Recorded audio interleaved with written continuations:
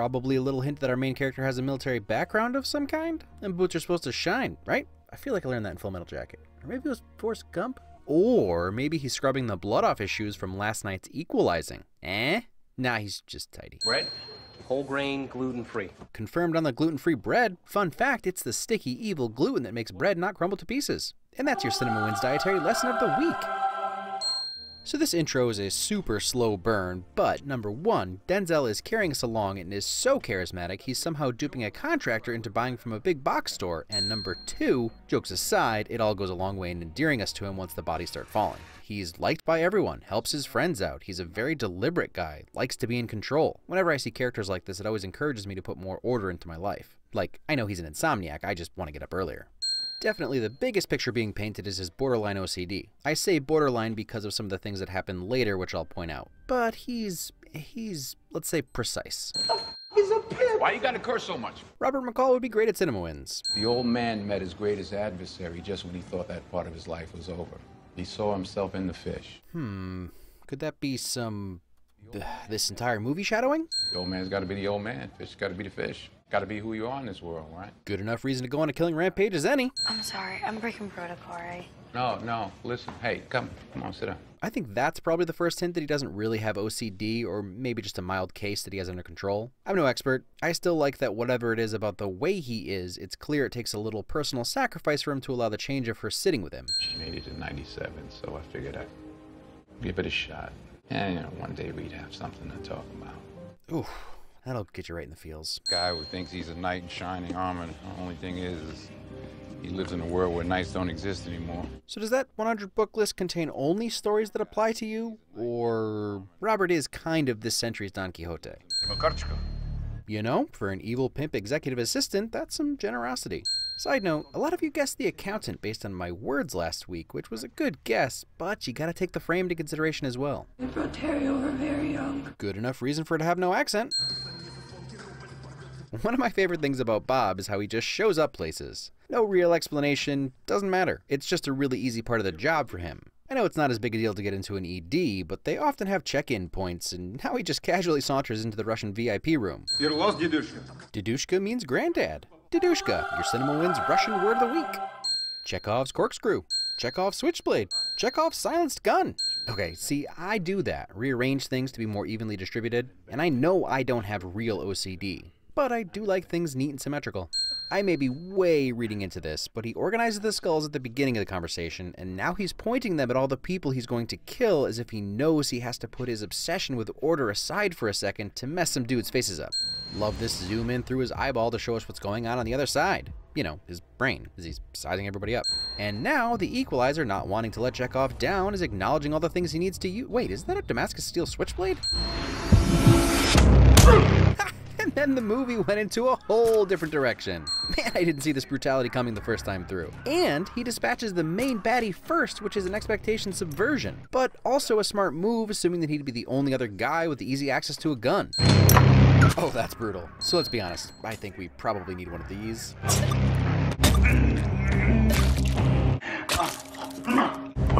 And a callback, which is also a subtle usage of a tried and true trope. The, oh, he speaks Russian and always did, meaning he understood us before. He doesn't rub it in his face, just one word. Understand?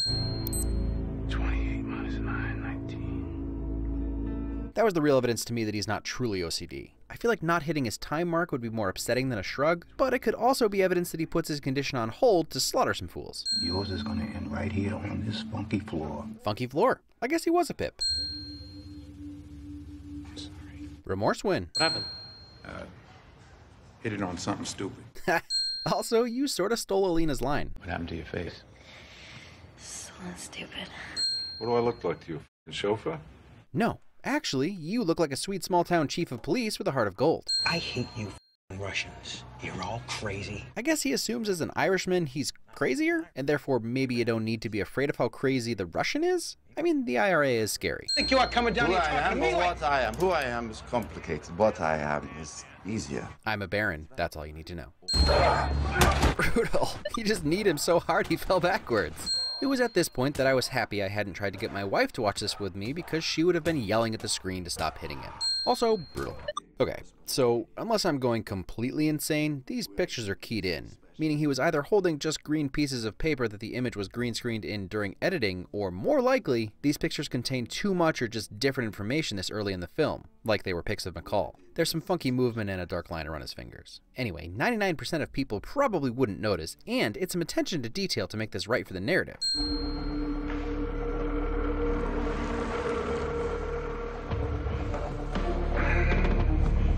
I got it, Antoine. Mission accomplished. I'm uncomfortable. See? You pay on time, no more problems. I sort of feel bad for the Boston PD, unless they're all really as corrupt as movies are constantly making them out to be. Here's a win for you guys. You can't all be as dirty as Matt Damon and bizarro Donnie Wahlberg here. Ha! It's Robert Wahlberg. Well, wouldn't be a movie about Southie without a Wahlberg in it. How many copies?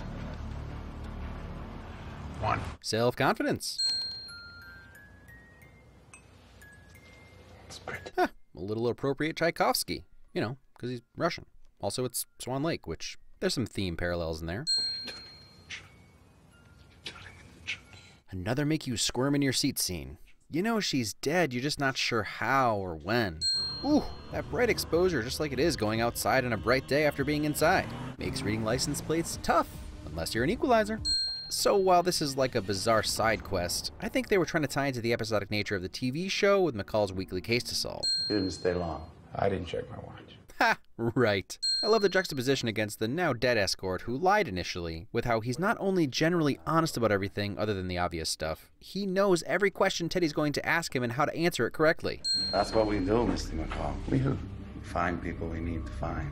We who? I really don't know how Denzel combines guy I'd like to chill and have a beer with while we talk about how we're getting old and fat with dude who is so confident, so dead-eyed, I'd be so scared of him getting that close to me that I'd trip over my feet backing away and probably fall down the stairs. Brutal. I tell ya, Robert's action theme really starts to grow on you. Unique yet vaguely video game-ish. Only the eagle-eyed viewers caught the difference between this bathroom and his real one faucet versus 2. Otherwise, the toilet, tile, even the vanity are all exactly the same. So a pretty good setup for the Silence of the Lambs fake out. So like, apparently honey is actually good for helping to heal wounds? So I guess that's your CinemaWins wound dressing lesson of the week. These have gotten a little out of hand. And a setting up the bad guys to think you fled the country just so you can get a better look at them montage is the fastest way to actually get a free trip out to the country. Tell me what's going on, please. I like this jump cut. For as long as this film is, they spare us the rehash of what's happened and then her reluctance and then her finally giving in. I am a cop, you moron! I swear to God. David Harbour plays this scene so well, it's actually hard to watch and makes my lungs and throat hurt. Oh, you want to see my gun? Yes and no. Yeah. Indulge me, Andre. Negotiation skills. Closing down shop. Mr. Pushkin thanks you very much. There you are, sweetheart. And then generosity. Again, Hopper, you've earned everything coming to you. Dirty Southie Cop is like the clicheist of all the cliche characters and you somehow added to it. Bring on R-rated Hellboy. I got the piece. I love that they bring this guy in for 2 seconds to be reduced to a pair of broken, bloodied glasses. You're like lint or a bottle cap. You're just a thing to remove. And that's my new favorite insult. I'd never use it because I'm such a nice guy. But man, that cuts to the core. So now he's being a little more explicit about his knowledge of the Russian language as well as Teddy's mythos. The pimp goon from before wasn't worth his time. But I think he sees Teddy as a true adversary. He's not going anywhere. He's watching us. And he lets it all hang out in this conversation. Couldn't bear the thought that this man, this good man, would do that to him, would throw him away. So he decided not to find out. And while this Heat meeting is all left vague as to whether it's actually Teddy's backstory, doubtful, or just an allegory, it doesn't really matter. The meaning is the same, and it's an important moment for these two men who are actually very similar. McCall is basically accusing Teddy of being afraid of his humanity to the point that he'd destroy the only good in his life, trying to prove that it's a weakness, not a strength. Whereas McCall has all the same tendencies. Note that the first good night's sleep McCall gets is after slaughtering a room full of Russians. He's not a guy who looks away from death. He revels in it in a way. So he's right there, but his motivation, humanity, and the love of his wife won't make him different. Probably a little irresponsible to be this close to the explosion, but rule of cool applies. I wouldn't pass up a moment to walk in slow motion away from an explosion either. Also, slow-mo fuel truck exploding. Yep. Finally, Tate is gonna get payback for killing that innocent Dimorphodon, or Pteranodon, or Pterodactyl, or Tetradactyl. Autocorrect, alright? Can't catch them all. Anyway, I've got a feeling he's gonna get his. And no offense to Tate, but that's a beautiful beard win. Alright, I guess he was a pip. Ooh, I like that. Instead of McCall just disappearing, you actually see him move out of the door frame and then he attacks from the same side. And a little more brutality. Kind of appropriate that this final showdown, part of his old job, would take place at his new job's location. And speaking of McCall having the home turf and being all alone, I really like how he sort of sticks to being a big box store employee and only uses tools found in the store. It adds to the, let's call it, he's so much better than you at killing, you should all just lay down and hold your breath until you pass out. Throw another brutal on the counter.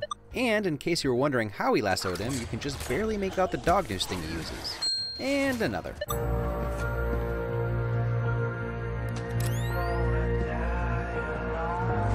Here's another composer slash musician that specializes in one of my favorite forms of music, trailer scores, Zach Hempsey. Look him up. This track, aptly named Vengeance, makes this build up to the confrontation. And then once the killing starts, ooh boy.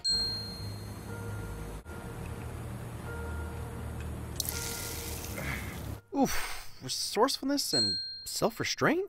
I mean, that flame is pretty visible. Thanks for seeing it, goons. Oh, never mind, there's another brutal. He won't be calculating pi anymore. So, this whole knife and glass shard fight, let's just throw a few up there. Careful, McCall, this is how you make a jigsaw. No, not that one. This one. And one more for good measure. He said not to leave anybody behind. Rescuing your mentor.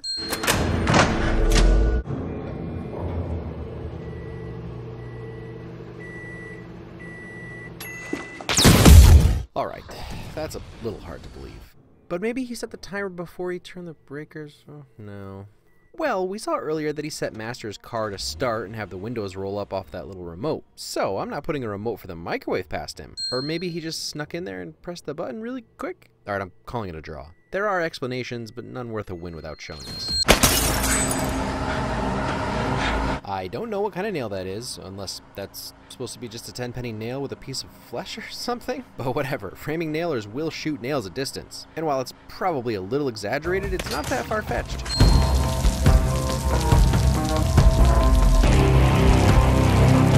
Badass good guy. And to anyone wondering where the air hose is, they make nail guns with little CO2 cartridges and actually some with a 22 charge that I think is exactly what he's using, which would be plenty to take down Teddy. Comeuppance. While I would have liked to see a little more between these two, I see it as sound strategy. If Teddy really is McCall's equal in combat on the whole, he would probably lose simply because of their age difference. Everyone else, even Mustachio, were formidable opponents but lesser strategizers. And he's already had a knockdown drag-out fight, so he took the easy way out against Teddy. Just when you think he might show a little mercy, he goes all Deadpool on Pushkin.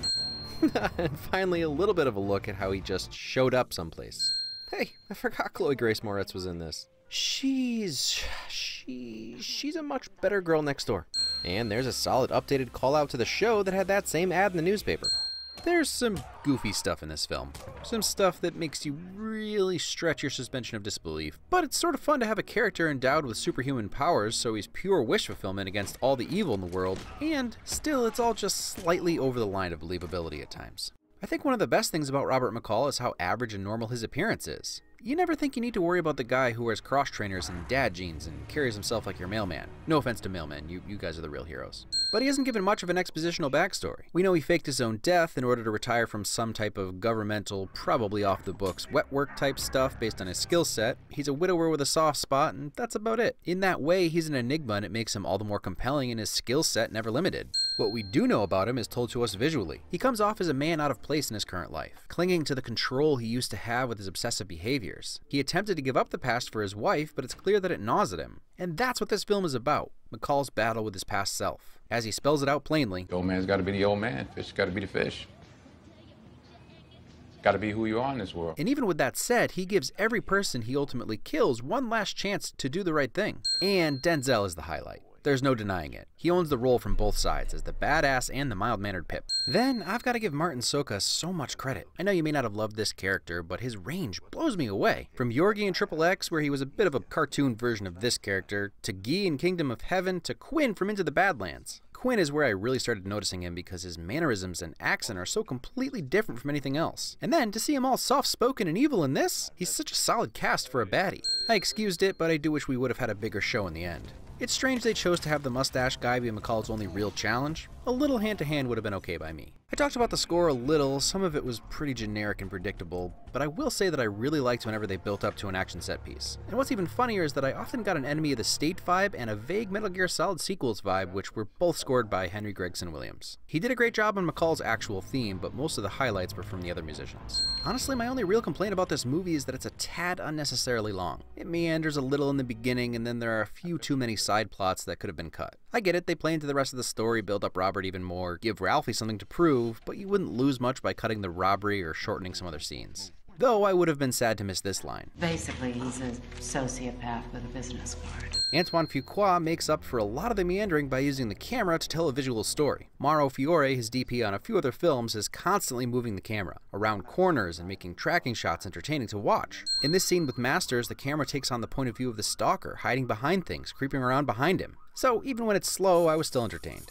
I'm not saying turn off your brain, definitely ask more of continuity and believability from your filmmakers. But at the end of the day, I'd personally rather see Denzel kick butt with a few magic microwaves than not at all. And much like last week's movie, quite a lot of you agreed, so we're getting another one. Next week, well, come on, if you're paying attention, you should already know.